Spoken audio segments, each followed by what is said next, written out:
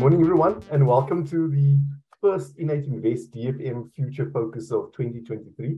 The Future Focus is a series of webinars focused on understanding the world of fund managers and comparing and contrasting the best investment management skill, not only in South Africa, but in the world. And we cover the most important topics affecting the investment management industry. So just a reminder that your DFM team won the Citywide DFM Overall Performance Awards in 2022.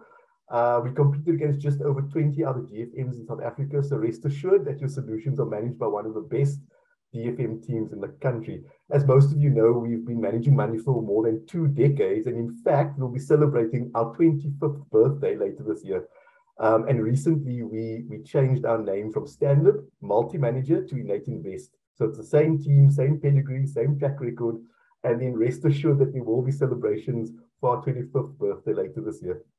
Our AUM reached just over 45 billion at the end of last year. So thank you for your amazing support so far. And we're looking forward to a flourishing and growing partnership. We've partnered with so many new advisors since we launched our business and launched our new name and after winning the awards as well. And it's great to see so many of our new partners on the call today.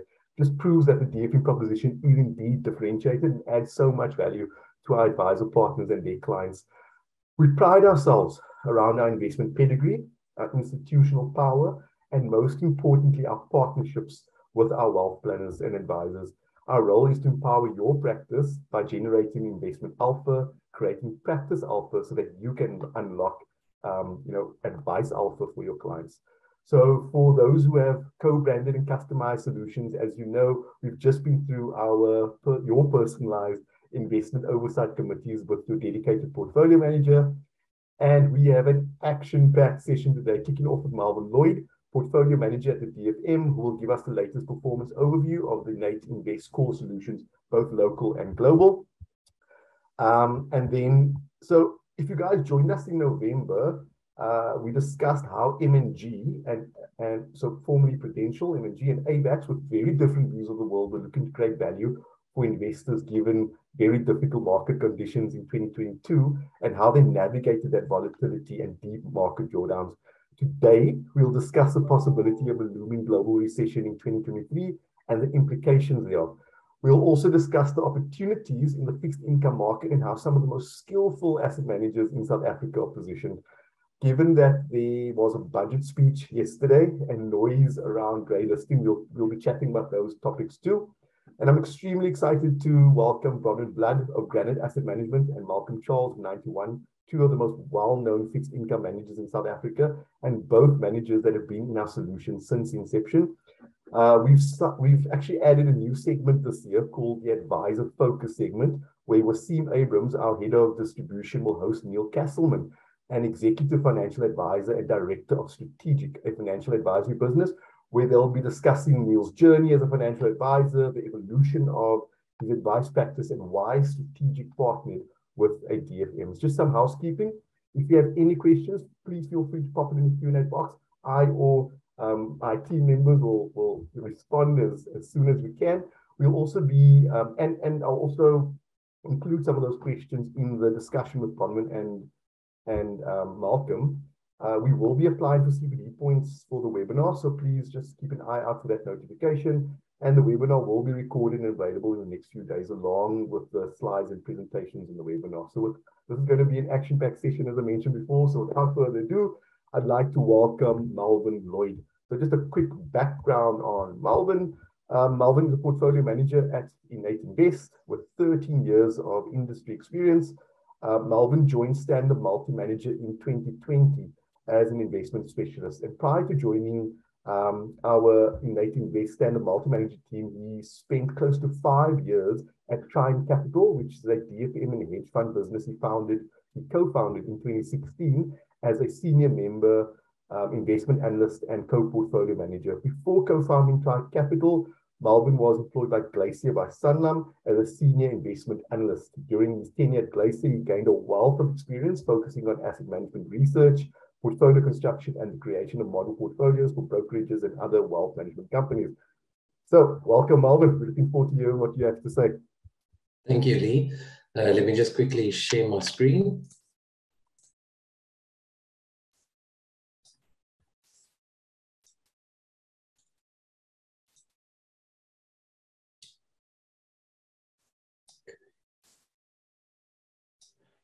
Right, so good morning, everyone. And as Lee mentioned, today I'll be giving you a performance review of both the United Invest local and the global portfolios.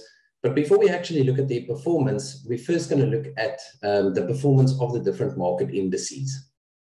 And this is up until the end of December. And what you can see on this particular slide is firstly, the 3-month return. So for Q4 2022, and those are represented by the navy blue bars. And then the 12-month return, those are represented by the lighter blue or teal color bars. And what one can generally see is starting with the 3-month period or Q4 2022, it's generally been a pretty good quarter for growth assets. I mean, if we start all the way to the left, you know, SA equities up just over 19% over the 3-month period. SA equities as measured by the CAPSWIX also doing quite well, up just over 12%. And then you've got global equities in US dollar terms up 9.8%, global property in US dollar terms up 7.5%. And then you've got SA bonds as measured by the Orbi up 5.7%. And then global bonds in US dollar terms also producing a decent return of 4.6%.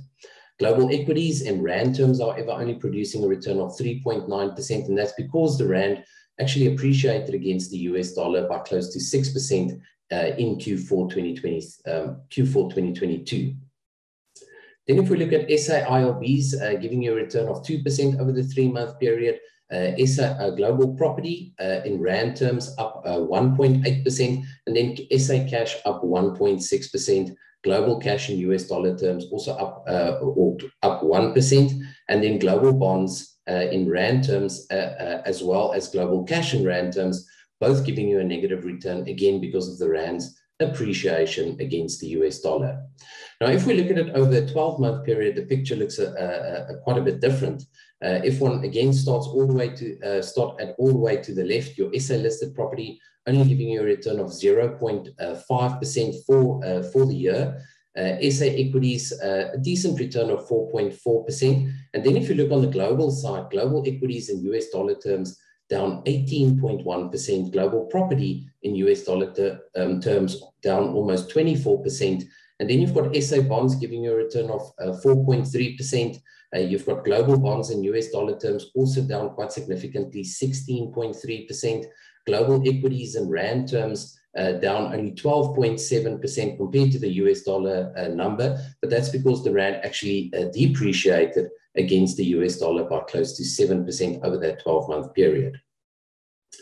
SA IRBs for the 12-month period up 4.3%. Global property in Rand terms also down 18.5%. And then SA cash up 5.2%. It was actually the best performing domestic asset class. And then global cash in US dollar terms giving you a return of 2% for that 12-month period. And global bonds in Rand terms down 10.7%. And global cash in Rand terms actually doing quite well, up 8.7%.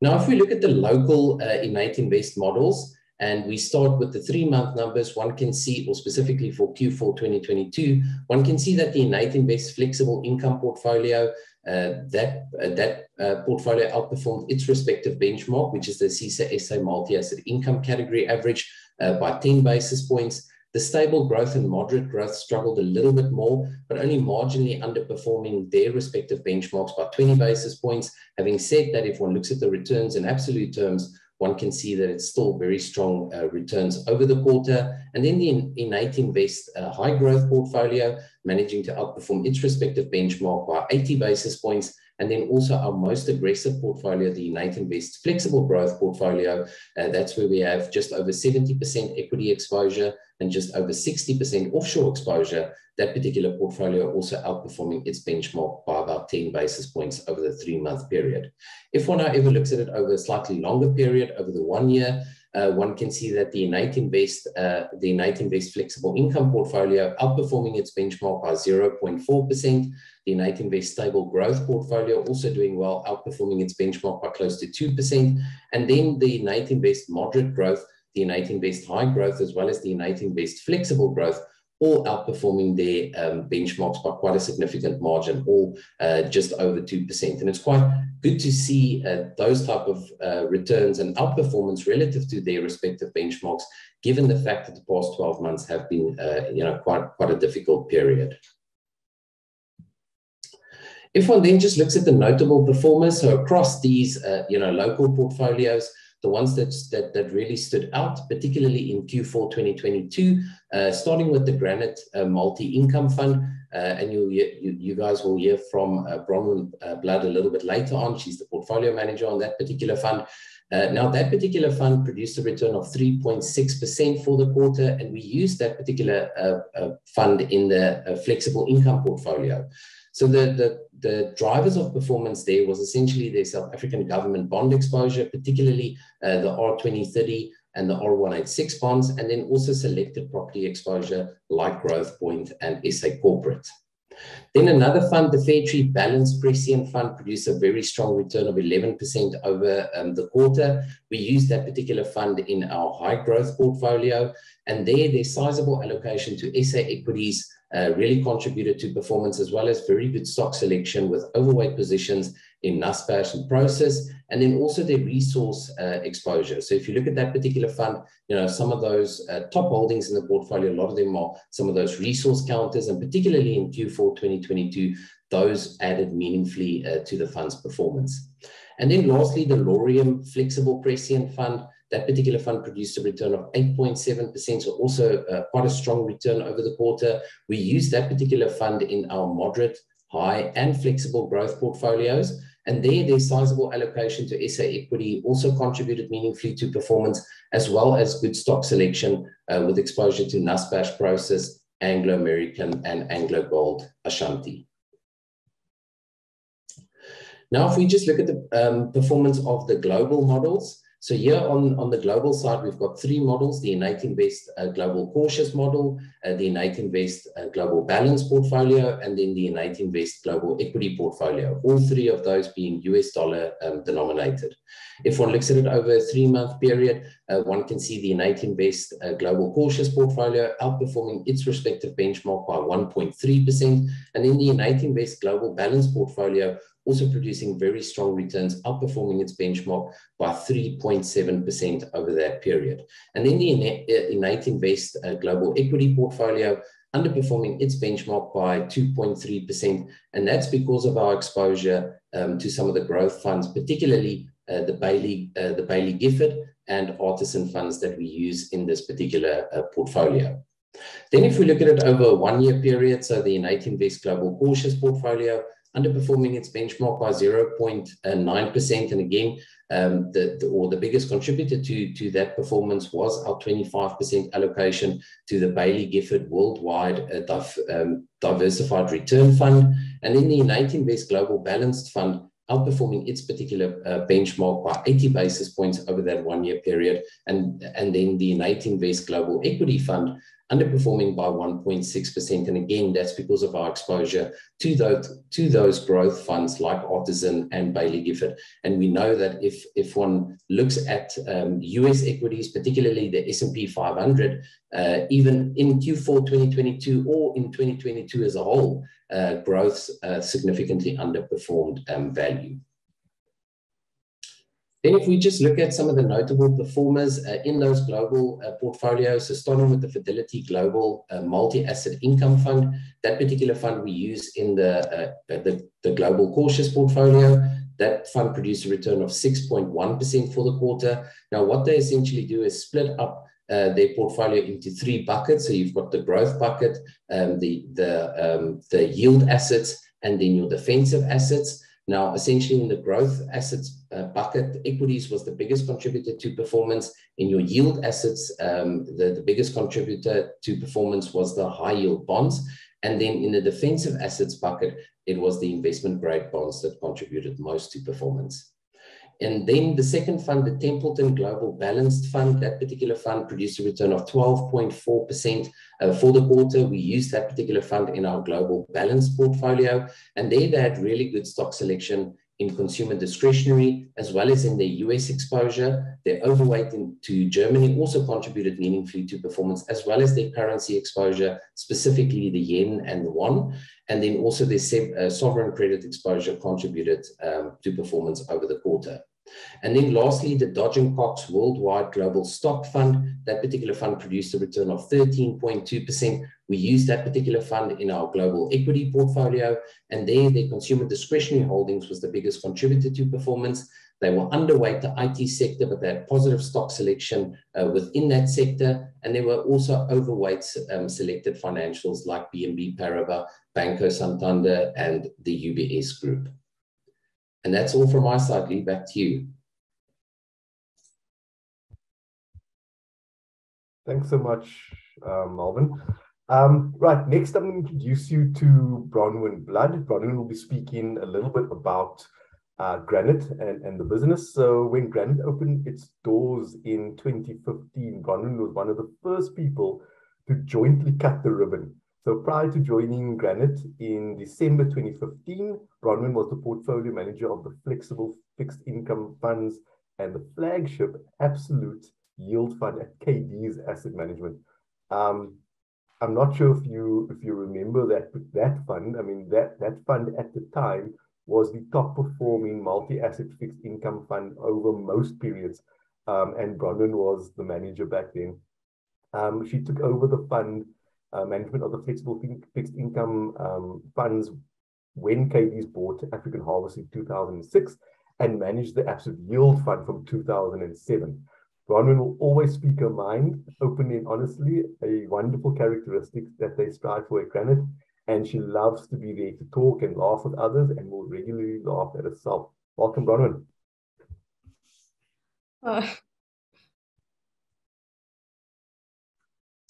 Good morning, everyone. Thanks very much for having us today to talk. Just a little bit about Granite, because it's not a household name just yet. As Lee mentioned, we opened our doors at the end of 2015. I was one of the original founders, along with two other members from the fixed income team, Vanessa Naidu and Dalia Abramovitz.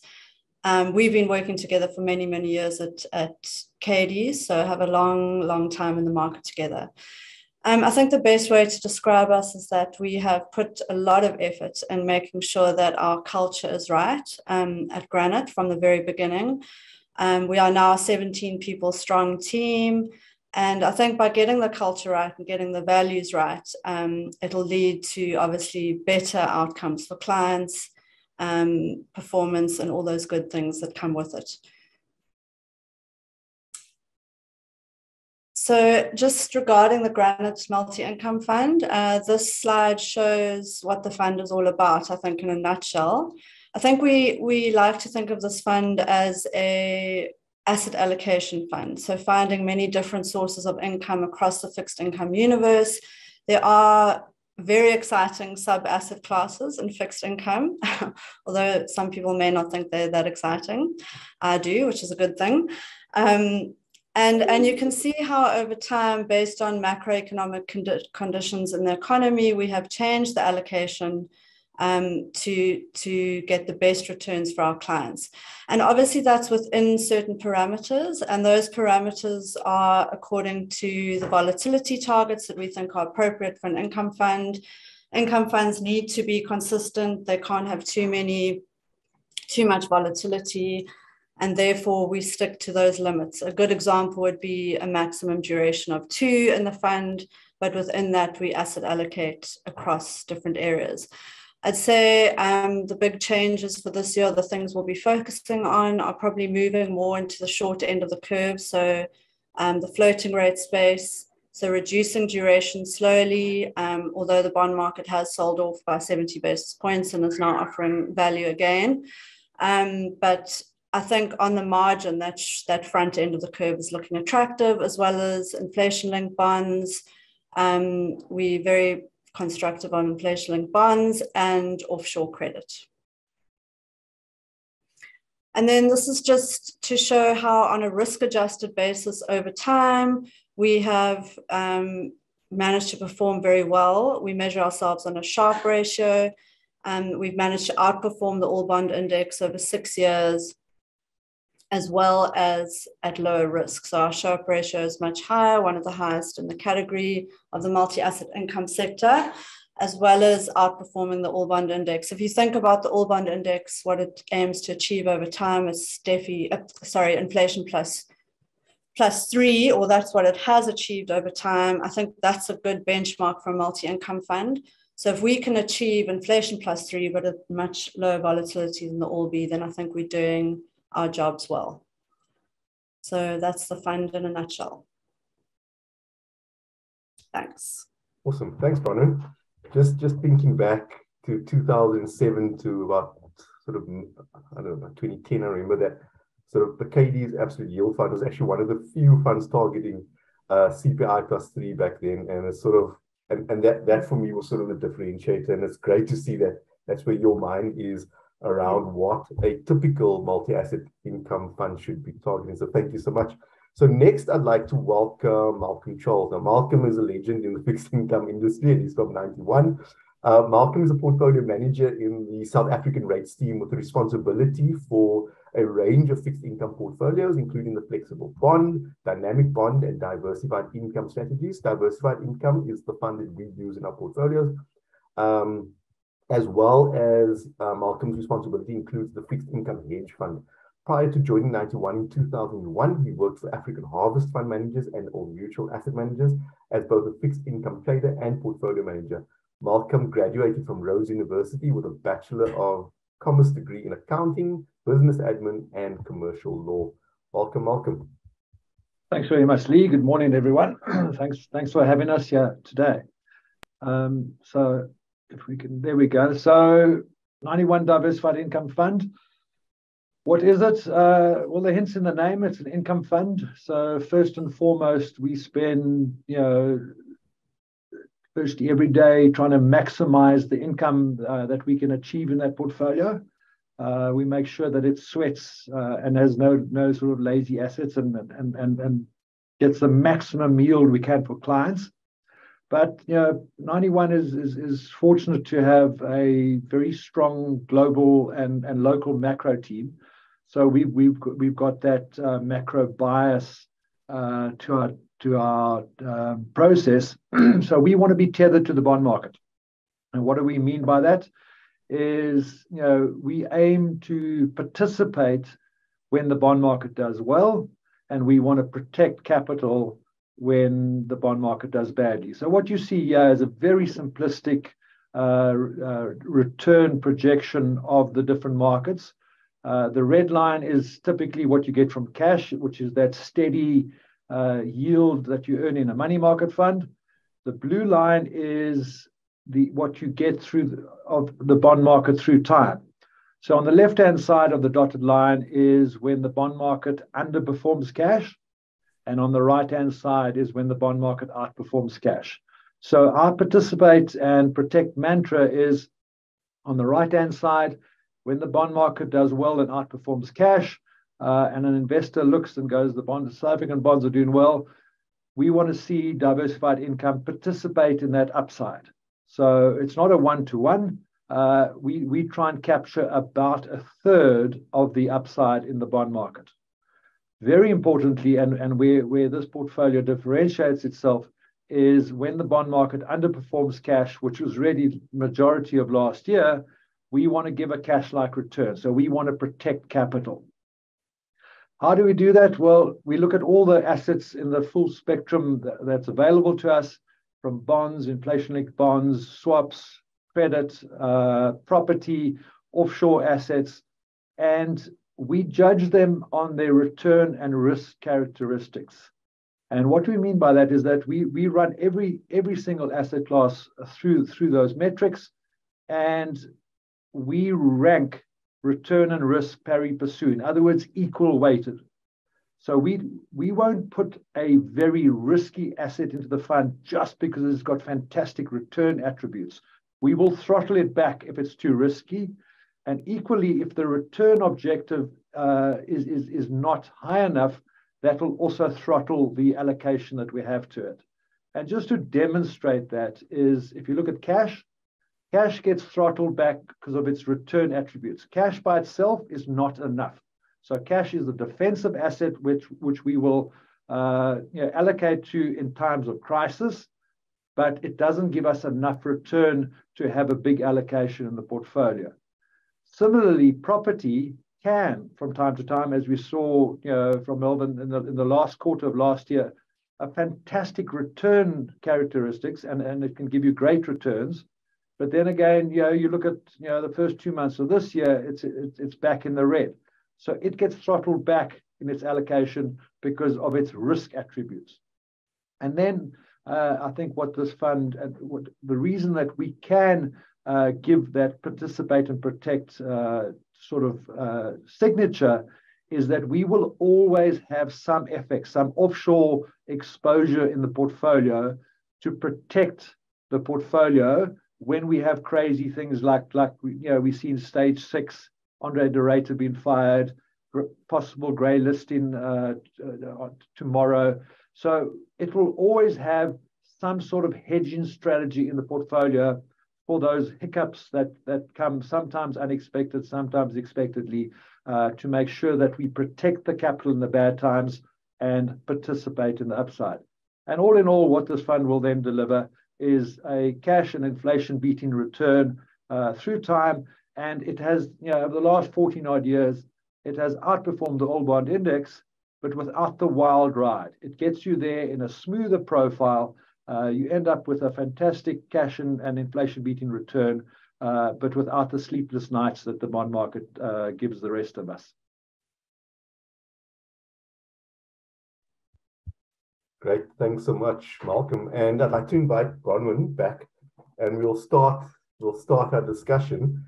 And just for the audience, I mean, you can really see just after Bronwyn's chat and Malcolm's chat that both, have a similar mandate, the multi-asset flexible income mandate, but the way they see the markets and the opportunities are different. And we'll hone into that a little bit. But before we get into that, I mean, if one looks at last year, right? I mean, 2022 was a year characterized by inflation and interest rates, with global inflation reaching levels of around 9%, central banks responding by aggressively hiking interest rates, sending the markets tumbling, both bond and equity markets. And I'm not going to focus on how we got there, right? Because I've got a lot of other questions a little bit later. So I think we all know how we got there. And but I'm going to start with Malcolm. Malcolm, has inflation peaked globally? We know that global supply disruptions have reduced, microchip shortages somewhat reduced, oil price settling down, although I saw a little rumbling from Putin saying he's going to cut down supply. What's keeping global inflation this high? Yeah, Lee, a very good question, and definitely the topic du jour at the moment. If you think of what markets have done in February, January came along and everyone went, it's definitely peaked and it's going to come down fast. I think it's safe to say that inflation globally has peaked. South Africa was ahead of the curve. We peaked in July last year. But there's a caveat. Inflation has been more stubborn than central banks are comfortable with, and hence people are a little bit nervous on the market. So purely on base effects, on those supply constraint stuff, like furniture, cars, new cars, rentals, everything like that, those are coming down fast. And they will probably be in deflation territory in a quarter or two. If you take America, what really has been stubborn is the shelter inflation, which is your owner's own equivalent rental. It's normal rentals, and that's a big chunk of inflation in the US. And that has been very sticky because house prices, as we know, in the US went up quite aggressively. And yes, house prices are starting to come off and have turned, but there's a big lag. There's a 6 to 8 month lag from house prices rolling over to actually being reflected in the inflation number. And because it's such a big component of the inflation basket, inflation is stubborn. And we saw the minutes last night from the Fed, and they remain cautious. They remain, basically signaling We don't want to be cutting rates this year. We might have to hike another 1 or 2 at least, at the next couple of meetings. So interest rates are still going up, even though inflation has peaked, because it has been so stubborn, and it's at an uncomfortable level from a Fed, which, might I add, that they were behind the curve. They probably hiked 4 or 5 months later than they should have, and hence they had to play catch up, and inflation got a little bit more entrenched than they were comfortable with. Great, thanks, Malcolm. And I mean, just for the audience, if you actually unpack that US inflation number, as Malcolm mentioned, it's sitting at around 9%. That shelter inflation that Malcolm spoke about is 7% of that 9%. So sort of the cost of rent, etc., is a big component of that total inflation number. Bronwyn, I'm going to stick to US inflation quickly. So we spoke a little bit about global inflation, and US inflation, Malcolm mentioned, seemed to have peaked at around 9%, but they are forecasted to sort of reduce to around 3% by the end of the year. The Fed keeps on hiking rates. We saw that, Malcolm's comments as well. Maybe just your view around the Fed hiking policy. When do we see this magic pivot? And is the Fed sort of waiting for this magic 2% number before they actually go ahead and start reducing rates? So, and is this 2% number even attainable? Just your views on that. Okay, there's quite a bit there. We don't profess to be forecasters of when and what inflation is going to end up and when the peak of the hiking cycle is. I think it's very, very problematic trying to forecast that peak. And I think even the Fed doesn't know when or what that peak's going to be. I think one thing they're watching very closely at the moment is services inflation. There's a lot of sectors that are emerging as kind of having very strong growth after COVID. Some of the services sectors like restaurants and hospitality and, care homes, etc. So the Fed will closely watch that, and it's very data dependent. We often hear monetary policy authorities talking about, and we hear that locally as well, is that it depends on the data that comes out. So to answer your question, it looks like it hasn't peaked yet. There will be, as Malcolm said, another sort of moderate couple of hikes, maybe to above 5%, but we certainly don't want to be forecasting. What we do know is that monetary policy will be tight for longer. And based on that, we'll be cautious in terms of, how we invest in our funds in terms of moving more into the floating rate type assets, because I think that the local monetary policy authorities follow what the Fed's doing, and that means monetary policy here will be tighter for longer, etc. So it more kind of informs our asset allocation views rather than trying to pinpoint exactly when the top of the hiking cycle is going to be. Just to say also on the 2%, everyone's fixated on this 2% number. It's actually pretty arbitrary. It was a number that was made up because 0.5 was too low and 4% was too high. So I think the Fed targets price stability. That's what they, that's what they're after. So they don't want an inflation that's too high so that they can't adjust it to get the economy going again, or too low in case inflation runs away. So yeah, right. That's thanks for that. So I think we can all agree that high interest rates has caused damage to the US economy, growth particularly. So just coming to the topic of the webinar, the big question is a US recession inevitable this year? Malcolm? 3 to 4 months ago, I think the answer was yes. Definitely in Europe, the UK sort of sectors, and then the US was more than a probable outcome. However, we've seen quite resilient news flow and data coming out of both those regions. The US is surprised. The jobs data in January surprised hugely by a couple of 100,000. It was the jobs created were over 500,000. Retail sales were strong. The soft data is looking quite resilient. And once again, you read the minutes of the Fed last night. They are seeing indications of a slowdown of spending, but it's more resilient than they would have hoped in the cycle. The debate now is more likely a soft landing. So you slow the economy without really putting it into a panic. And I think you've also got to understand the industrial part of the US economy is probably already in recession. Your manufacturing and everything like that, because they're much more interest rate sensitive.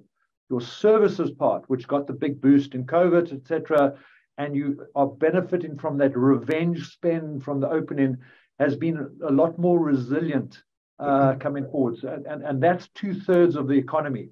So that is why your retail sales and your spending and etc., your hotels, restaurants are all doing actually very, very well. So I would say at this stage, it's not a definite that we'll have a recession. We will have a slowdown. But if I was betting on the American economy, I'd say they're probably going to be okay this year. Well, that's certainly a view that you don't sort of I haven't personally heard recently. I mean, the data seems to be pointing at like a high probability of a hard landing. And Bronwyn, I'm going to ask you just quickly unpack for the audience the difference between a hard and soft landing. But I'm just going to sort of, from a data perspective, I mean, you mentioned that, US manufacturing index, Malcolm, is below 50, so in contraction. US home sales are very low, similar to sort of subprime levels. US housing affordability is the lowest it's ever been, so prospective home buyers are very low. The housing market is signaling a hard landing. Consumer confidence is low. US 10-year, there's a sort of an inverted yield curve, and history shows that that's sort of followed by a recession, and then US economic indicators in decline. But you're sort of saying that that's also more focused on one part of the sort of the US, way, as in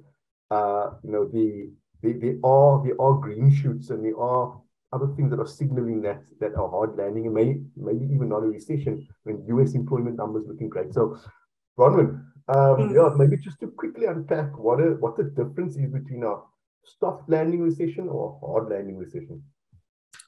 Okay, very, very quickly, Lee, that a soft landing is exactly what the Fed wants to happen. A soft landing is a cyclical slowdown, which leads to kind of lower inflation and kind of price stability. So that's exactly what the Fed wants to happen.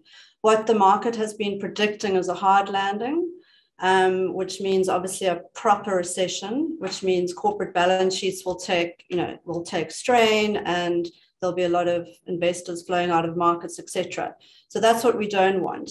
But as Malcolm mentioned, there's more likelihood it seems like there's more likelihood of a soft landing because of all the data that's coming out that's pointing to certain sectors of the economy recovering, particularly in the services industry. The wages are still, the labor market's still flourishing. So, there's indicators that we're not going to have that hard landing, although the market has been predicting that. Okay, cool. I'll stay with you, brother. So let's move from the US to China. So GDP at 3% at the moment, not good enough for the Chinese. China's opening up the economy, focusing on stimulating the economy to reach sort of 5%. Is a Chinese positive growth story enough to keep the global recession at bay?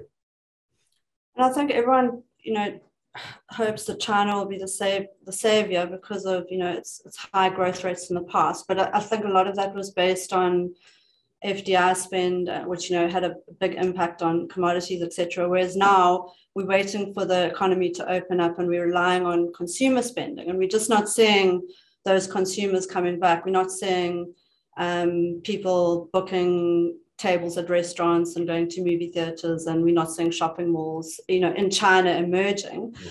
Plus, it's quite heavily indebted from the past huge FDI spend, etc. So there's a bit of skepticism around that. I don't think we can reach the levels that we've seen in the past, but we do expect it on the margin to have some impact on opening up supply chains, etc.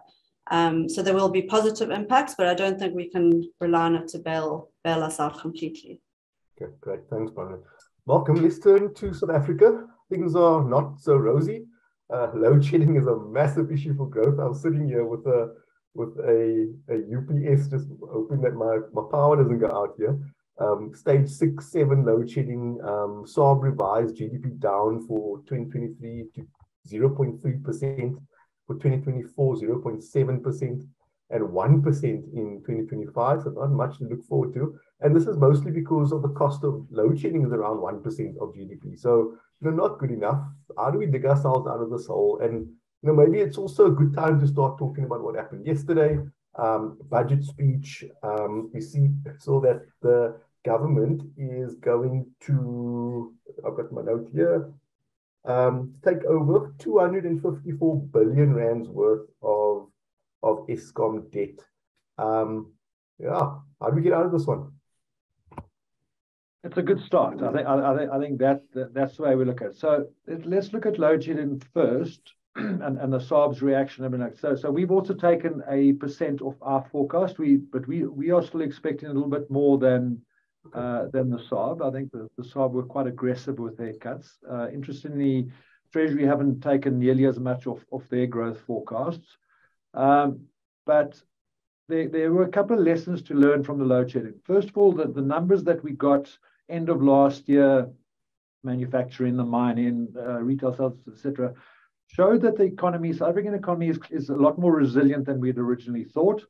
And stage 1, 2, and 3 was actually, we were getting upward surprises in growth. So the economy and businesses could handle that quite comfortably. I think the announcement from the president that people could build up to 100 megawatts and then there was no cap showed that a lot of people had put their self-generation in place. We've heard stories with quite a few of these property companies who've gone solar.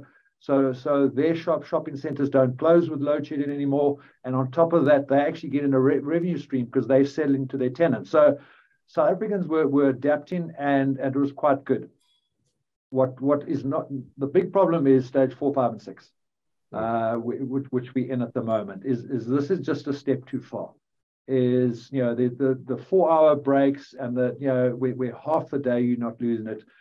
There's quite a bit of scarring in the economy. A lot of the small and medium enterprises are shutting their doors. They just cannot afford the diesel costs. You see in the food retailers what they are spending on electricity is exorbitant. A bit of good news from the budget is that they don't have to pay the fuel levy on that diesel, so they get that as a tax rebate, which I thought was actually quite clever and quite forward thinking of National Treasury, because Eskom didn't even get that benefit, which is crazy. A third of your cost essentially is just an extra tax that you're paying to keep the lights on. So that load shedding is it's probably our biggest challenge and our biggest headwind for the country. And I would say up until yesterday, Eskom had 2 problems. They had a load shedding generation problem, which is still there and it's still real. And then they had a financial problem. And the minister has taken that financial problem away. So very cleverly, I mean, it's the upper end of the forecast. I mean, most people were thinking between 200 and 250 was the debt relief that we're going to get. As you said, 254 billion over the next 3 years. So that means that they become very viable as a credit, that they will, as long as they split the generation and the distribution and the transmission, the 3 different companies, those different companies will be able to actually raise debt in the future. So that's a big positive. And they're not going to be this constant drain on the country and the fiscus, and it is quite affordable. The way that they're doing is very clever. It's actually done in a way that's fiscally sound and not bad. The rating agencies, I wouldn't be surprised if they come and actually give us a thumbs up for it. So the country will be in a slightly better place than before, and the tax rebate that unfortunately for consumers, for the man in the street, it's only 15,000, so it's not going to move the needle, but companies can claim 125% of their investment. So I think you're going to see a huge push all those industrial areas around the country, you're going to see solar in the next year or two, which means they're going to come off the grid, and reduce the strain on Eskom. It's not so much them coming onto the grid; it's just getting everyone off the generation of Eskom. And I think that, the resilience that we saw of stage 1, 2, and 3 is now going to extend to 4 and 5. So the economy will actually be a lot more resilient because they're self-generating in the coming years. Great, thanks, Malcolm. Look, we can chat about the budget speech. There's a lot more to cover, but unfortunately, there's a couple of things that we need to just sort of get through today as well. But thanks for that. I think that highlights sort of the main points. Bronwyn, South African corporate balance sheets are at an all-time high. We recently heard the president saying that corporates should stop moaning and help. So how does SA unlock this balance sheet? And it seems like it's sort of the only solution, or one of the main solutions that we have to actually getting out of this sort of rut that our country is in at the moment. Yeah, I mean, I think you always hear this, we keep hearing how this country is in desperate need of structural reforms. We know the big problem is implementation of those reforms. One of the initiatives was Project Vulindlela that the president announced 3 years ago. And if you think about the 5 targeted areas, it's electricity, transport, water, skills development, and I've forgotten the other one, but there's 5 areas of reform this economy desperately needs. And if you look at kind of how they're doing on all those reforms, they are behind. They're not implementing fast enough. Yeah. Essentially, we need to make it easier to do business. We need to make, bring business confidence up, get the private sector involved, etc. And without these kind of reforms that are going to happen, I mean, Malcolm's spoken at length about electricity. That's one of them. Transnet's another huge problem. But until we get the private sector confident enough to invest in this economy and proper foreign investment, etc., we're not going to unlock that growth, and we're not going to get that corporate spend, and we're not going to get that investment, or corporates using their balance sheets. That's the biggest problem with the corporate debt market. It's very benign because no one's really investing. Yeah. Cool, thanks. Look, we're going to move to the next sort of part of our discussion, that's positioning opportunity. So, Simon, if you don't mind just putting up the slide around the positioning of Granite's multi-income fund versus 91. While that slide has been put up, question to you, Malcolm, just, we often speak about the risks in fund, and one of the things to understand, quite important things to understand within a fund is duration. So what are the risks? Maybe explain duration just briefly to the audience, and then what are the risks in a typical flexible income fund? Yeah, so duration is your simplistic measure of interest rate risk of the movement. If you look at the duration of our fund at the end of January, 1.65. What that tells you is if rates had to move up 100 basis points, you would lose 1.65%, and if it comes down, you would make 1.65. So that's your measure of risk of the portfolio. But in these multi-asset funds, we make sure that we've got diversified positions. And as I mentioned in our first slide, is against that duration, we will always have some FX, some US dollars and some euros. So typically the currency moves first. So about a third of that duration is almost covered by our offshore allocation. So as the rand weakens, it protects the capital. We also put in, we also buy optionality. So we buy options to protect a third of that. So should there be a crazy event risk or something like that, you get protection out there. So you've got to make sure that you blend the risk that you put. If you add listed property, do you do that instead of bonds? You don't just keep adding on, going, okay, I like property, I like bonds, and you just add it. And before you know it, your fund is a very risky portfolio. You've got to make sure that every single decision that you put in the portfolio, you understand the risk characteristics of that asset and what it does to the overall risk of the portfolio. And I think you heard from both these funds, we try and give a low volatility return and only really want to take high conviction positions when we're confident that we will actually make a bit of capital for the client. But otherwise, we want to maximize the income. Thanks, Malcolm. Bronwyn, just on your duration number, it wasn't that long ago that the fund was sitting at your max duration of 2 years, and then sort of pulled back to 1.4. Maybe just explain that pullback. Yeah, it's quite interesting because now I'm thinking we should actually be longer because the market's sold off quite a bit. No, I think it's basically because we are seeing more value in floating rate bonds. We haven't been seeing value in floating rate bonds for a very long time, mainly because real yields were so low. And if you think about what this fund is trying to achieve, as I mentioned in the beginning, inflation plus return. So inflation is always very key. And if inflation is increasing very fast and monetary policy is not ahead of the curve, which it hasn't been until now, those real yields that you're getting by investing in floaters are just not going to cut it. Whereas now that's all changing with monetary policy being tight. We are lacking floaters again. And so we'll be moving into floating rate bonds. So it's not that we don't like fixed rate bonds, it's just that we like them less. We are kind of on the margin reducing. Great. Yeah. So, I mean, to the audience, if you just have a look at this table, right, you can see that 91 diversified income. So Malcolm's seen opportunities in government bonds, corporate credit, SOEs, and offshore. And Bronwyn on the Granite Multi-Income Fund seen opportunity in inflation-linked bonds, hybrid debt, and structured exposure.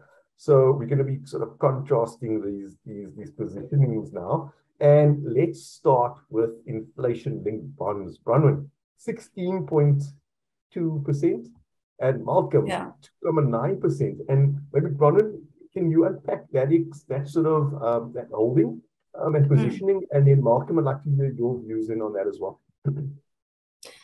Yeah, so it's actually quite simple. There's nothing very complicated behind it.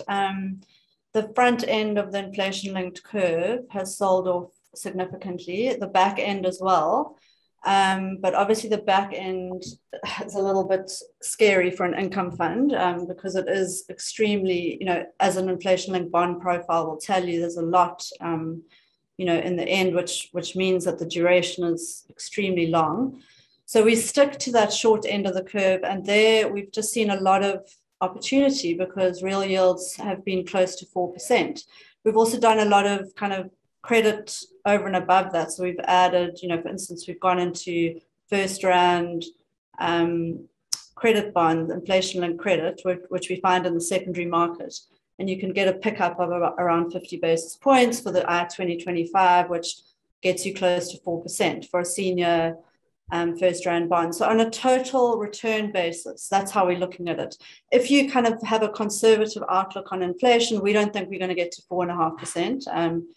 Malcolm may differ on this, but we think that inflation is going to kind of be in the 5 to 5.5% range. If you overlay a real yield on that and you just look at the total return, you're getting better than any other asset or a pretty compelling return compared to what else is available out there. So that's just simplistically how we're thinking about it at the moment. And the reason why we've upweighted is mainly that short end exposure. Great. Malcolm, your view? Yeah, I think the difference is we used inflation-linked bonds almost for a different purpose. So we use them as one of our hedges in the portfolio. So we used them very effectively last year. February, March, when inflation started getting very scary and you saw the spike in oil prices, we had close on 20% in the portfolio. Also, once again, focused on the short dated. Those long dated, they've got no place in an income fund with a duration of 14, 15 years. And they worked fantastically well for us as inflation ratcheted up and surprised the market, and we sold them down in August last year, when we were confident that inflation had peaked in July. CSI economists, called it actually quite nicely. And, we were selling when real yields were, around 2.5%. And then, as Bronwyn said, they've sold off, all the way to 4%. So it was a fantastic protection strategy for us. And, looking ahead, we are slightly more bullish on inflation going forward. And we think that, our view is that nominal bonds are probably giving you a slightly better yield, but with that comes better liquidity as well. So that's why we slightly prefer nominal government bonds versus linkers. I mean, there's good value there, but we favour the nominal bonds slightly over the linker. Great, Malcolm. Let's stick with you. Let's chat to corporate bonds. So, your 91's preference is for assets with defensive credit qualities. Preferred sectors of banks and insurance. Large chunk of the fund is in credit. So explain the role of credit in your fund as well as the large 40% positioning, please. So, we're fortunate to have a very well-resourced credit team. It's a fantastic, talented team that we've got access to, and hence credit forms the cornerstone of the income fund. As I said right in the beginning, we try and maximize income. That is our first task in this portfolio, and our credit allocation allows us to do that. Having said that, we are very conservative in the credit that we put into this portfolio. It is all investment grade, very good quality credit. So predominantly banks, then some insurers, and property companies. So the more sound companies in the current economic cycle, and that gives us a very good starting point to maximize the yield. Our 40% is actually at the low end of what we do in our range. So we are actually quite underweight credit at the moment because the opportunity set is not great. Firstly, companies aren't really issuing debt in the current economic cycle, and there are some concerning sort of sectors out there. So we have stuck in the really good quality, the big four banks, insurers, and property stocks. So it's conservative yield enhancement strategies. Awesome, thanks. Bronwyn, I'm gonna go to you now, and I'm looking at the 25% in this other column that I called it. It sort of includes hybrids, pref shares, convertible bonds, etc. I mean, you guys specifically is hybrid debts and structured exposure. When I look at it, sort of, and compare and contrast income funds across the board, these look like pretty exotic to me, something different relative to some of the other guys out there. So maybe explain that exposure and why such a big holding. Yeah, I think the word structured scares people.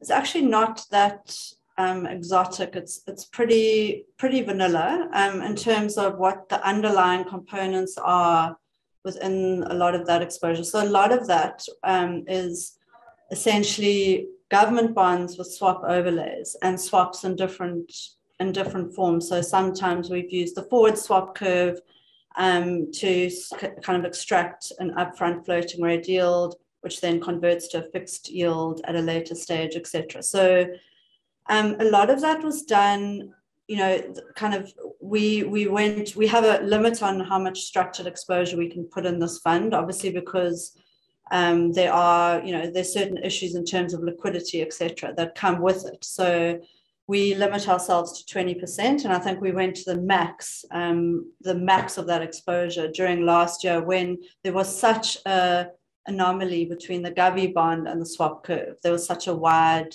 gap between the two. So there was definitely an opportunity. That opportunity has dissipated, and I think we're probably a bit lower now. We're at 16.5. I think this is slightly old.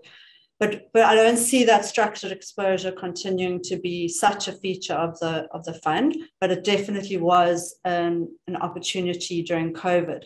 Also because, we talk about govie bonds, but if we just invest in govie bonds, we're bringing about too much duration risk in the fund. So we need to be able to structure them to get the right interest rate profile. So invest in a govie bond, but overlay a swap in order to extract a floating rate profile that's right for an income fund. So that's all it is really. The underlying components are pretty liquid. They have two-way pricing, etc. So nothing too fancy. Yeah. But still differentiated, I think, just understanding what sort of similar peers are doing out there. So let's move quickly to offshore. Malcolm, you're sitting at 8.2% offshore, relatively big allocation, 6.6 of it is a credit. Maybe explain the opportunities that you've seen overseas, and then also speak about sort of currency hedging and the role that it plays in the portfolio.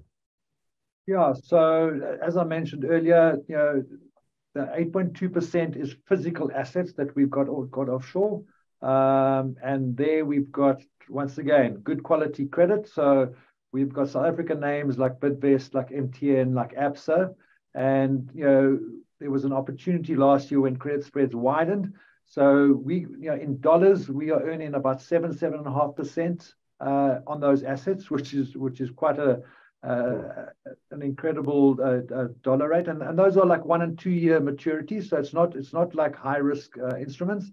And then we also added blue chip companies like Goldman Sachs, JP Morgan, etc. So there was a time when the spreads widened and like really attractive offshore credit to enhance the yield of the portfolio. So that's the first sort of leg that we look at. We go, okay, are they exciting assets that will enhance the yield? We buy them. We then look at it. The secondary decision is how much offshore exposure, how much dollar exposure do we want? Yeah. And relative to our duration, we are at the moment we're comfortable with about 6.5%. So we hedge back just under 2% of that. So just because the opportunity set is better offshore for credit than local, doesn't mean that you want to add to your actual foreign exchange exposure. Those are completely separate decisions and must be done in conjunction with how much you want to mitigate the South African risk in the portfolio. So every single time we make a decision, it's a two-tiered decision to make sure that the overall risk of the portfolio matches what we're trying to achieve. Awesome, thanks. State-owned enterprises. I mean, it's a hot topic. You're both constructive on SOEs. Eskom, Transnet, Sunrail.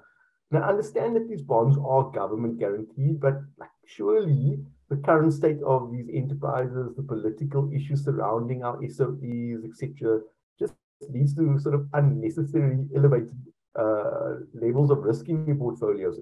And I know that sounds emotional, but these, I suppose the SOEs, there's, especially with everybody out there, it sparks emotion. So why even include them?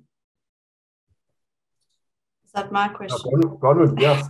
Sorry, I was emotional with Yeah, so we've been quite constructive on SOEs. I think we like similar to 91, we like credit as an asset class, but credit has been expensive except for SOEs. So SOEs have stood out head and shoulders above bank credit and everything else, and particularly on a government guaranteed basis. I mean, Eskom, with its guarantee, irrevocable, etc., we are certain that the debt serviceability is not an issue. Yes, it's got operational problems. We know, it's something that people don't want to even mention, but the actual debt serviceability is not an issue, as we saw in the budget. I mean, we're hugely surprised at the generosity, actually. We weren't expecting such a big announcement on Eskom. And we think it's quite a clever and simple way, given kind of all the complexity around all the different creditors that sit in Eskom, etc. So it is quite a positive announcement. And we think similarly on Transnet, such a strategic entity to South Africa in terms of rail freight, etc., that government will not allow them to fail. So implicitly they are guaranteed. And this is what we've gone through many iterations in our credit committee over and over again. Yes, they have governance issues. Yes, they don't tick the boxes in terms of cash flow, etc., etc. But the implicit government guarantee overrides everything in our view, and therefore it's worth taking on that risk, that additional 100 basis points that you're getting above, in some cases 200 basis points above your typical bank credit. Awesome. So yeah. Guys. So before we move on to our next segment, I think another topical issue is grey listing. So Malcolm, maybe just your view on tomorrow and potential implications of grey listing. Yeah, Lee. I mean, it's always tough the day before the announcement to you either look okay or like a complete fool. It's a big day for the country. So the meeting started on Monday, the review meeting of the FATF, and it finishes tomorrow. We can hear any time from 4 o'clock. Unfortunately, they're not like a rating agency which actually tell you exactly what time they're going to come out. So we're hoping that it's at close of market tomorrow, but it could be over the weekend. It could be early next week. The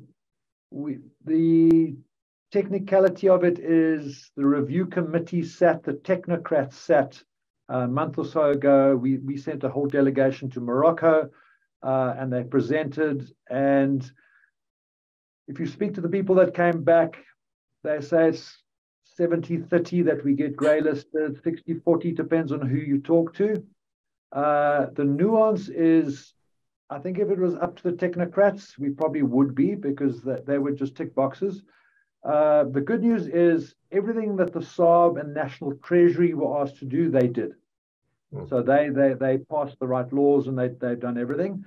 In December, if you remember, we got that anti-terrorism law through literally, I think about 3 days before the review. So we've done everything that they've asked us to do, except there've been no prosecutions for money laundering and everything like that. So we know there are a lot of court cases on the go at the moment. They're in the courts.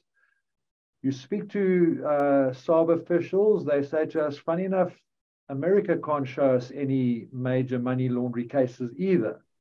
So that's why I say it's quite nuanced. The decision tomorrow is done by more politically orientated people. And the fact that Janet Yellen was in the country recently, the fact that Cyril's traveled to the UK, it is all the lobbying of the political sort of goodwill, if there is any, to try and say, just give us another year, we will show you that we can. So I would say there's a reasonable chance that we sort of get told we're still on the naughty step, but that we've got a year to sort it out. What does it mean for South Africa? It's a difficult one. Yeah, you look at the IMF report, they say it's terrible, money flows out. We've looked at Indonesia, we've looked at Turkey, and Mauritius. And funny enough, when the 3 months before and the 3 months afterwards, there was no real movement over the 3 months, no negative movement. If anything, things were actually okay. Indonesia, bizarrely, when they were put on the grey list, they ended the year as the best performing emerging markets in the world. So it depends more about the global environment at the time.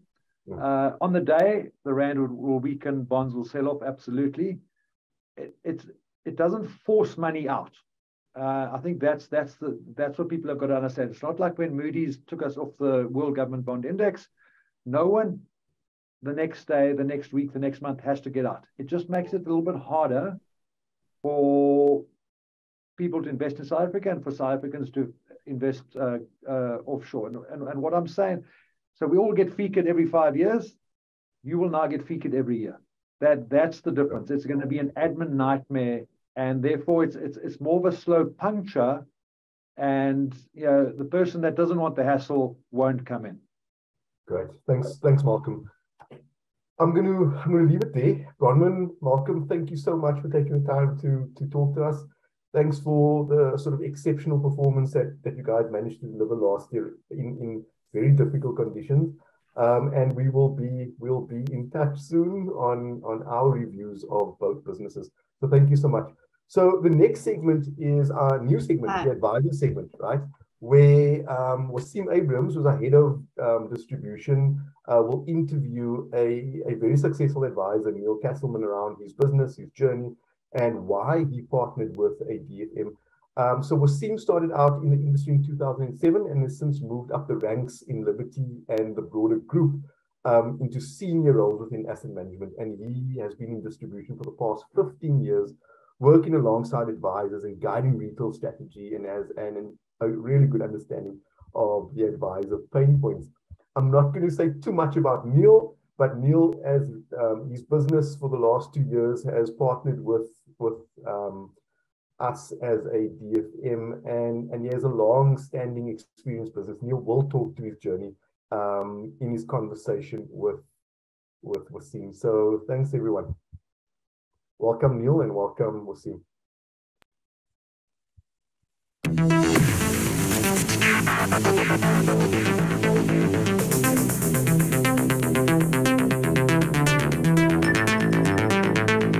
Hi all, welcome to our first advisor segment of the year. So this morning I'm joined by Neil Castleman, Director and Wealth Manager at Strategic, an advisory partner network out in the Pretoria region. Also one of our first DFM partners at Inat Invest. Welcome, Neil.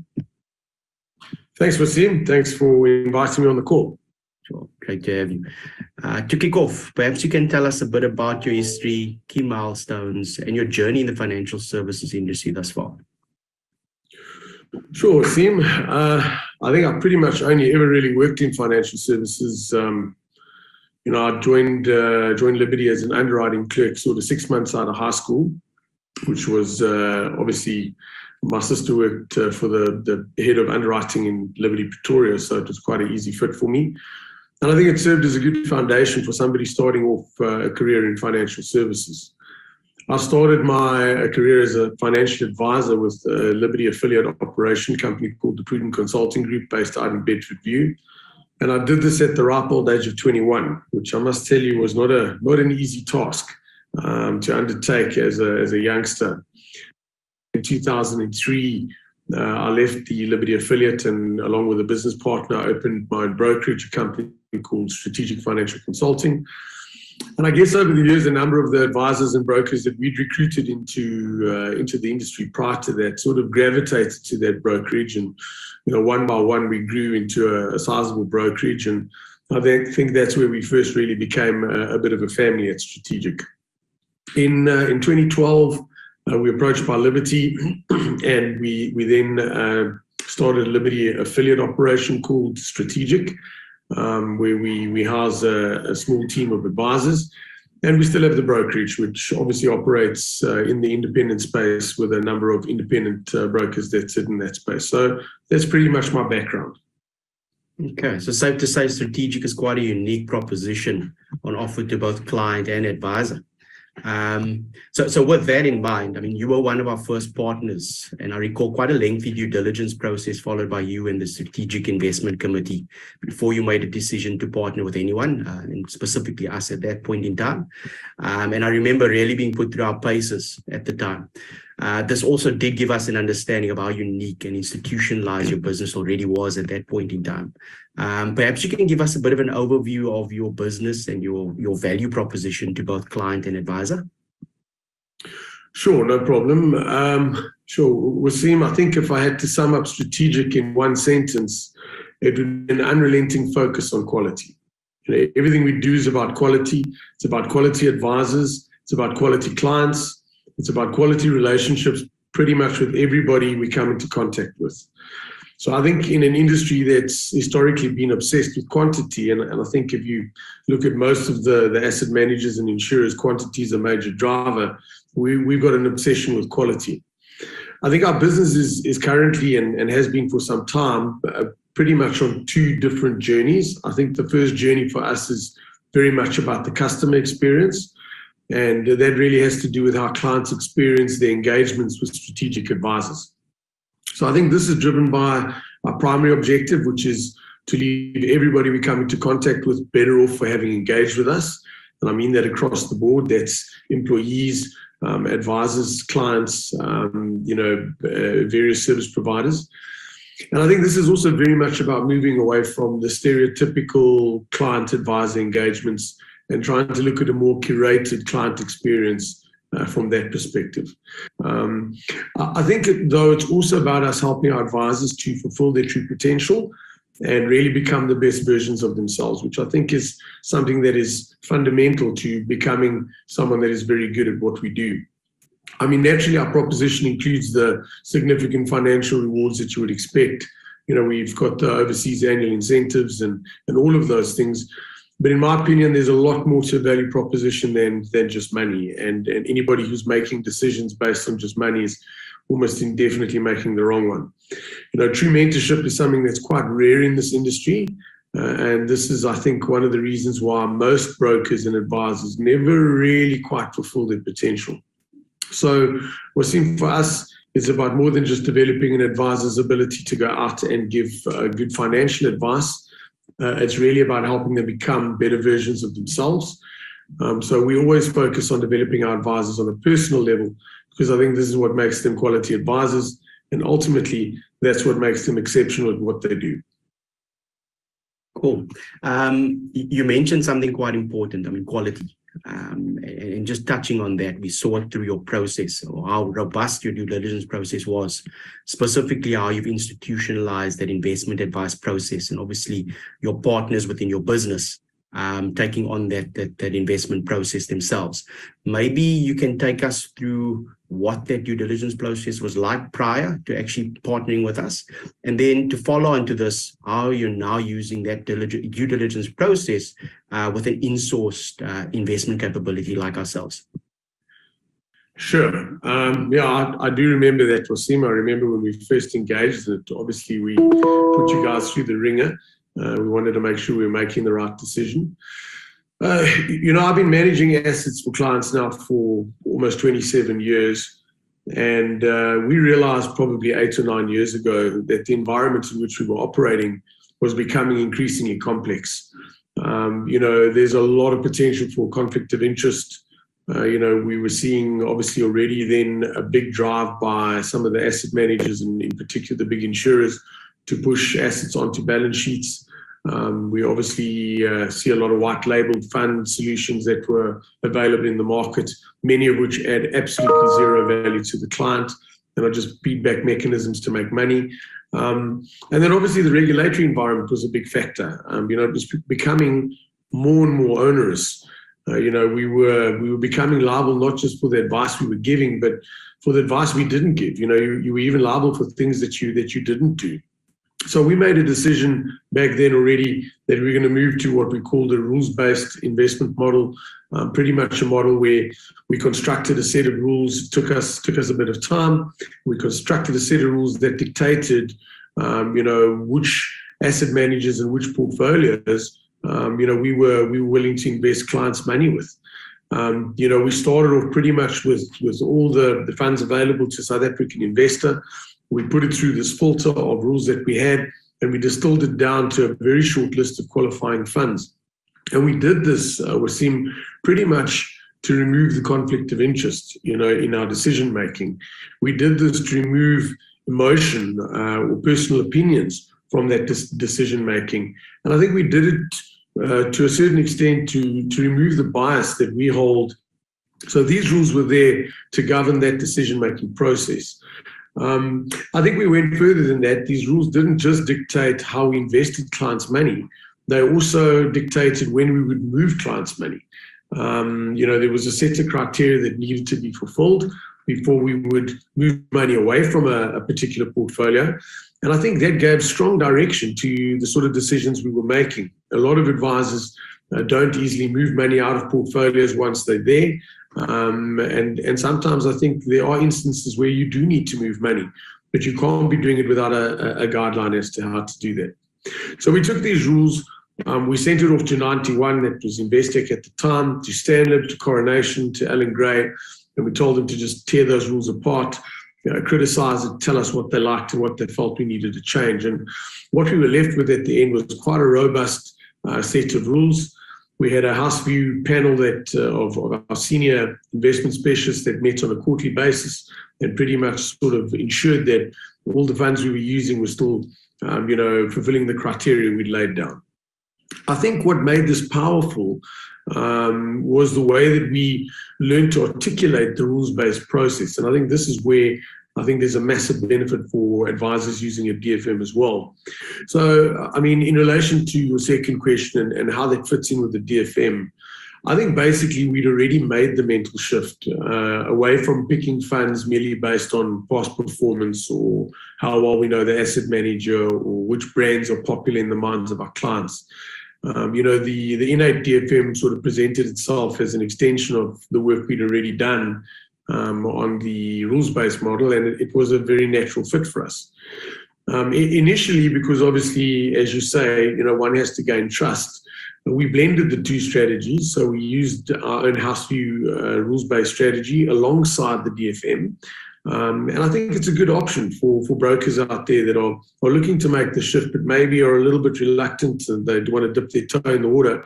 It's a good option to sort of blend the two initially, until you have the confidence to trust the DFM to manage the funds, which is where we're at right now. We're 100% happy for the DFM to be making those investment calls for us. Thanks, Neil. Quite a comprehensive answer there. You touched on quite a few things which I think resonate within the industry. I think DFMs obviously have been a substantial trend that we've seen play out in financial services, driven by a couple of comments that you made, regulation, RDR and TCF, which exists today, the complexity in terms of just that investment in the universe. I mean, 1,700 unit trust, over 10,000 global funds. And then also that disconnect historically that advisors would have experienced. And you touched on it quite a bit in your conversation, the asset management component, which is slightly far removed from the actual advice process. I think what DFMs obviously solved was bringing those two a lot closer together, just making sure what's on the tin is actually inside the tin as well. So thanks for that. I think importantly, I mean, you made the decision based on quite a few insights around what you saw happening out there in the industry. Perhaps you can just chat to us about any other challenges you as a business owner, as well as a wealth manager, are facing out there right now. I think that there are quite a few pitfalls and the industry is changing quite a bit. But from your side, I mean, what are you seeing out there considering just the insights you had way before many others around adopting an institutionalized advice process? Well, I think we're seeing some of them are quite obvious. I've already alluded to the regulatory environment. I think we've had a little bit of a breather on that, and I think maybe we've got COVID to thank for that. But the regulations are going to continue to become more stringent and far more complex. I think one of the challenges that we're facing as financial advisors is that access to information has increased dramatically. Clients are becoming a lot more informed, and this has a number of effects on us as advisors. But I think one of them is that it's becoming harder to add true value to a client, and it's certainly becoming harder to evidence that value. You need to be able to evidence to a client why he's paying you. And I think this is specifically true if you don't have some kind of formal documented process that governs how you're selecting these asset managers, or if you're not dealing with someone like a DFM. One of the things I've always found fascinating when a client comes to me and we analyze their portfolio is, when they're stuck in a portfolio that really just makes no sense. Where they've been in a fund that is consistently underperformed its benchmark, or there's a complete mismatch with what the client's expected outcome is, and the historical sort of capabilities of that fund. And I think in instances like this, we need to accept that at some point, both clients and the regulator are going to start asking uncomfortable questions. The regulator doesn't find on performance and these things at this point in time. But I think we need to accept that the environment is becoming sophisticated. It's the increased complexity, not only of the financial planning tools, but also of the sort of artificial intelligence that's coming at us. I mean, I think everybody's heard of Chat GPT by now, and you've got robo-advice. And I think these are threats to financial advisors and to brokerages, particularly small brokerages. I think then you've also got the fact that the JSE has become smaller in terms of numbers of listed entities over the years. And that with that has come this influence that a disproportionate number of probably 4 or 5 individual shares has on the JSE. And I think we've seen this play out in the last few years. You needed to get those calls right on those 4 or 5 different shares. And if you didn't, it led to quite a dramatic performance swing. You could see that baked into the mix of some of the asset managers where, one had made those calls right and the performance swing was dramatic. And I think we're going to see more and more of that. So it's also to a certain degree exposed some of the active managers. I think a lot of brokers will feel that they didn't perform as advertised. The downside protection that is supposedly built into some of the funds didn't really do what it was supposed to do, and the active management didn't always create the alpha. So I think these are important elements. On top of this, you've got all the domestic uncertainty, you've got a lot of negativity about the economy. There's a lot of fear management that us as brokers and advisors have to bring to clients. We've got to manage the fear that they have over their future and over their families' futures. And then on top of all of that, you've got this geopolitical uncertainty. So I think all of these things have meant it's been a very tough 5-year cycle, particularly for annuitants, but also for advisors, having to go back to clients and have often what is very complex conversations. So now more than ever, I think we need to be very close to our clients. We need to be able to evidence the value that we're adding to their lives. But I think we also need to be able to help them navigate through these very complex and volatile times. And I'm just not sure that the average broker is equipped to do that effectively, if they don't have the backing of a DFM behind them. Thanks, Neil. As an advisor network, in your conversation you just had, the answer you just gave me, focus on that quality conversation, specifically at a client level, making sure clients' hands are held along the process and the journey, fully understanding the advice that's been given, making sure they're in those right solutions. How's the adoption been of the proposition you've taken out to market? Obviously, us coming and sitting behind your proposition or value proposition to client. How has clients taken this on, or the experience of clients been? Yeah, so I think for our advisors, on the whole, they've embraced the DFM. As I said earlier, for us, I don't think it was a dramatic change in advice process, and I don't think it was a dramatic change in our clients' experience, simply because of our rules-based investment model. We'd made the mental shift some time ago to move away from promoting, specific funds, and rather focus on educating our clients on our process. And I think that's the strength that a DFM brings. Wasim, our advisors have on the whole embraced the DFM. I think for us it was not a dramatic change in our advice process, and I think it was maybe a small change for our clients in terms of the experience, simply because we were already using the rules-based model. So I don't think it was a dramatic change. We'd already made that mental shift some time ago, sort of away from promoting, specific funds, and to focus more on educating clients on our DFM process. And I think this is fundamental. It's merely just a fund of funds, a combination of a blend of asset managers. But in truth, it's a lot more powerful than that. If you educate your clients on your process, on the process that sits behind the DFM, on the credibility that it lends to your process, clients start to shift their thinking away from focusing on the asset managers, away from this, performance-driven discussion about fund fact sheets. So, to my mind, a DFM lends significant credibility to the process, and it changes up the conversation that you're having with your client, away from discussing these fund fact sheets to discussing process. And then lastly, to wrap up, through your experience and this journey of finding a partner and selecting a in-sourced investment capability, is there anything, or if you could leave everyone with one piece of advice today around selecting and partnering with a DFM, what would that be? My advice would be really that if you haven't already done it, you have to separate yourself from performance, as a financial advisor. Our jobs are really just to identify the client's need, to invest the money in such a way that increases the likelihood of achieving the objective the client has set. And at the same time, to do so whilst exposing the client to as little risk as possible that is needed to achieve that targeted return.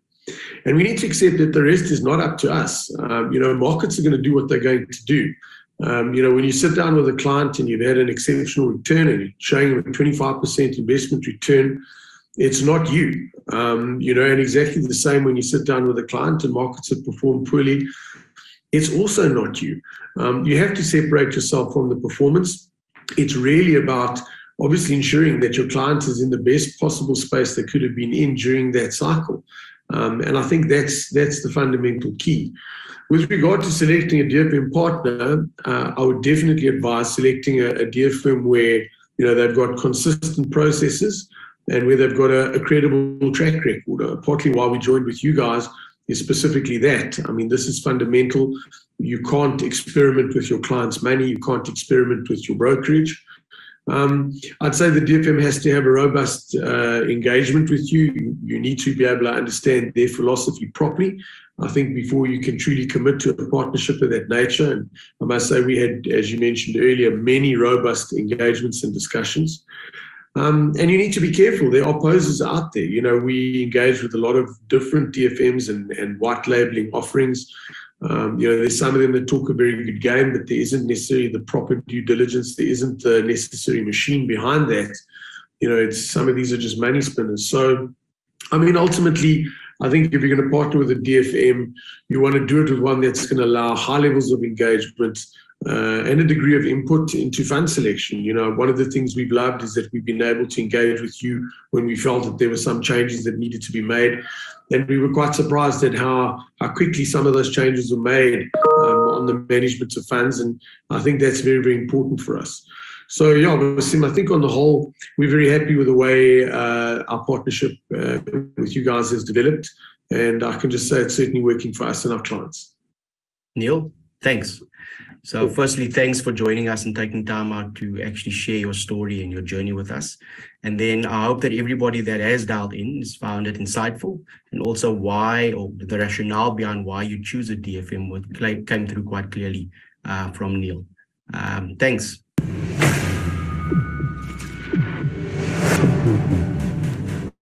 Awesome. And that brings our session to a close. It was such a great session from Neil and Wasim, really sort of highlighting the value proposition that we bring through. It's all about the pedigree, so the actual track record of performance, and you can actually see on our banner here that we actually have been we have been recognized for the track record that we have had over many years.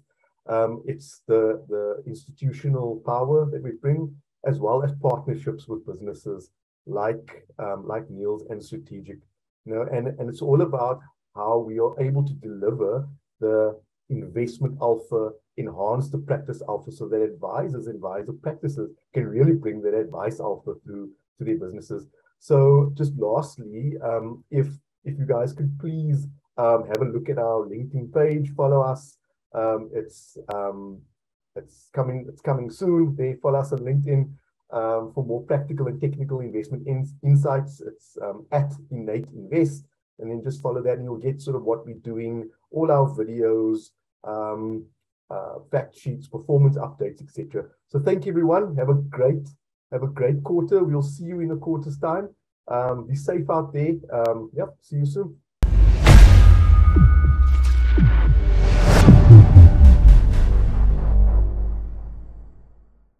Innate is a registered trademark of Stanlib Wealth Management Pty Limited, an authorized financial services provider.